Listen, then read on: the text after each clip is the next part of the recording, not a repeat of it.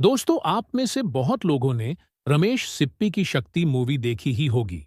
शक्ति एकमात्र ऐसी मूवी है जिसमें दिलीप कुमार और अमिताभ बच्चन ने एक साथ काम किया था। लेकिन आप में से बहुत ही कम दर्शक यह जानते होंगे कि दोनों लिजेंड शक्ति के बाद भी एक मूवी में एक साथ नजर आने वाले थे। इस मूवी के लिए मनमोहन देसाई ने दिलीप कुमार और अमिताभ बच्चन को साइन भी कर लिया था। लेकिन बात बनते बनते बिगड़ गई और दिलीप कुमार ने अपने आप को इस मूवी से अलग कर लिया था। किस्सा पूरा जानने के लिए आप इस वीडियो को अंत तक देखें।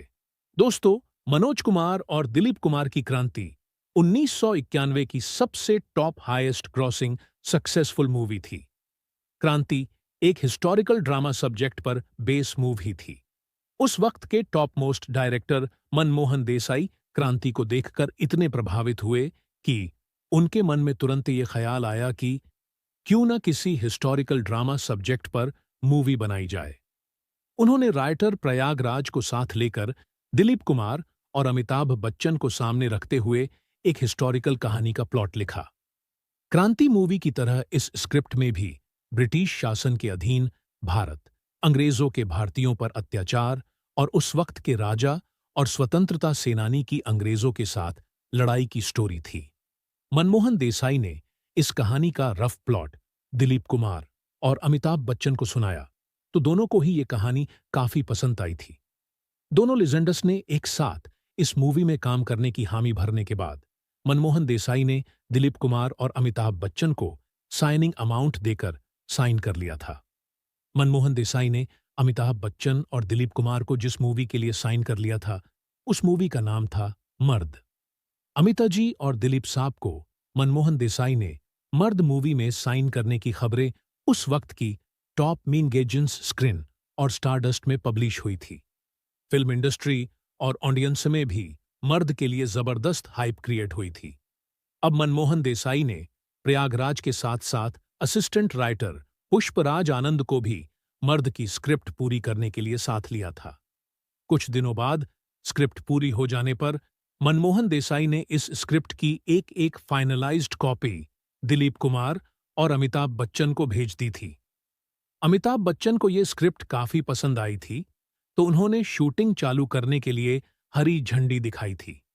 दिलीप कुमार ने जब इस स्क्रिप्ट पर गौर किया तो उन्हें लगा कि मर्द की स्क्रिप्ट में उनका कैरेक्टर राजा आजाद सिंह अमिताभ बच्चन के नैरेक्टर राजू सिंह टांगेवाला के मुकाबले कमजोर लिखा गया है। एक दो सीन के बाद ये की नैरेक्टर मूवी के आखिरी सीन तक जेल में ही कैद रहता है। उस तुलना में अमिताभ बच्चन के नैरेक्टर को ज्यादा स्क्रीन टाइम दिया गया है। मूवी के सभी गाने भी अमिताभ बच्चन पर ही फिल्माए जाएंगे। दिलीप कुमार ने देखा कि मर्द की स्क्रिप्ट में उनके लिए 8 सीन्स थे, तो अमिताभ बच्चन के लिए 19 सीन्स लिखे गए थे। दिलीप कुमार ने सोचा कि मनमोहन देसाई पिछले कुछ वर्षों में अमिताभ बच्चन के साथ 8-10 मूवी एक साथ कर चुके हैं। उनकी आपस में जबरदस्त बॉन्डिंग भी है और अमिताभ बच्चन तो उनके लाडले स्टार हैं, तो नियन चरली मर्द मूवी बनते समय वो अमिताभ बच्चन को ज्यादा अहमियत देंगे। दोस्तों, मूवी साइन करने से पहले कोई भी एक्टर स्क्रिप्ट की स्टडी करते समय अपने के नैरेक्टर के साथ साथ सामने वाले कोई स्टार के की नैरेक्टर की लंबाई चौड़ाई भी अवश्य नापता है। मर्द मूवी में मनमोहन देसाई तो मुझे अभी सेकंड लीड ऑफर कर रहे, तो मर्द बनते बनते मेरा के नैरेक्टर और भी कम होने की संभावना है। मनमोहन देसाई मर्द में मेरे के नैरेक्टर के साथ जस्टिस नहीं कर सकेंगे। ये चिंता दिलीप कुमार को सताए जा रही थी और दिलीप साहब का सोचना भी सही ही था, क्योंकि उन दिनों वो जो मल्टी स्टारर मूवीज में काम कर रहे थे, जैसे विधाता, मशाल, मजदूर, दुनिया, कर्मा और धर्म अधिकारी, इन सब मूवीज में अन्य को स्टार के मुकाबले उनका रोल ज्यादा दमदार होता था। इसलिए दिलीप कुमार ने काफी सोचने के बाद साइनिंग अमाउंट मनमोहन देसाई को वापिस करके मर्द मूवी से एग्जिट ले ली थी। अब मनमोहन देसाई के सामने तो बड़ी मुश्किल खड़ी हो गई थी कि इस रोल के लिए आखिर किसे चुना जाए। काफी मशक्कत के बाद उन्होंने राजा आजाद सिंह के रोल के लिए उस वक्त के स्टंट अभिनेता दारा सिंह को साइन कर लिया था। अब दिलीप कुमार तो इस मूवी से एग्जिट ले चुके थे, तो स्क्रिप्ट में एक बार फिर बदलाव किए गए और राजा आजाद सिंह के सीन्स कम करके 6 किए गए, तो अमिताभ बच्चन के लिए अब 21 सीन्स रखे गए थे।